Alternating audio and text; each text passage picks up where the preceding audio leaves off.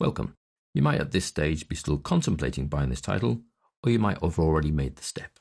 But there is one question that always comes to mind when talking about Visual Basic for applications. And that is, can I really become a programmer? Well, my name is Guy Vaccaro, and we're about to find out. Now, there is really only one answer, and that is a definite yes. You might already be doing more than you think. If you're already working with Access and building databases, do you perhaps already use macros?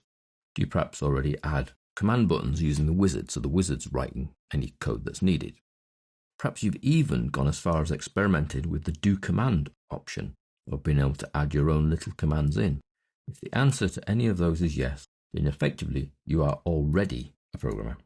Now, you may not like the tag, you might think the tag's a little geeky, but if you've ticked one of the above, you are a programmer. What we hope to do with the VBA title is take things a little bit further by extending your knowledge and your capabilities within the Visual Basic arena. So we're going to look at learning about VBA structures so that you can build your programs more consistently. We look at the difference between functions and subroutines because they're vitally important. We look at how you can manipulate your data using the VBA instead of using the Access interface. And we look at how to interact with your users. So you've got your database built, but you want to ask your users questions. You want to interact with them using message boxes and dialog boxes.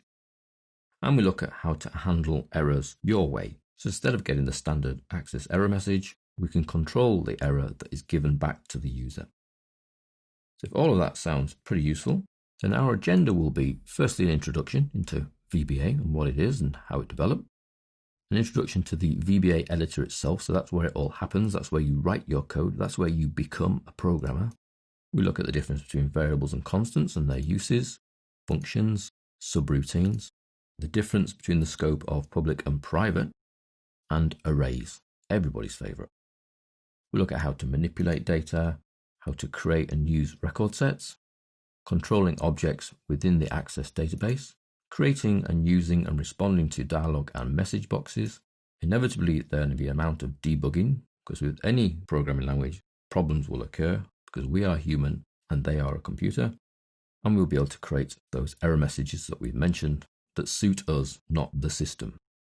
And finally, we look at how to protect your VBA, so your Visual Basic for applications that you've lovingly created and handwritten and made work can now be protected from any end user. Hopefully that's enough to invite you on board. If you're already on board, let's get started.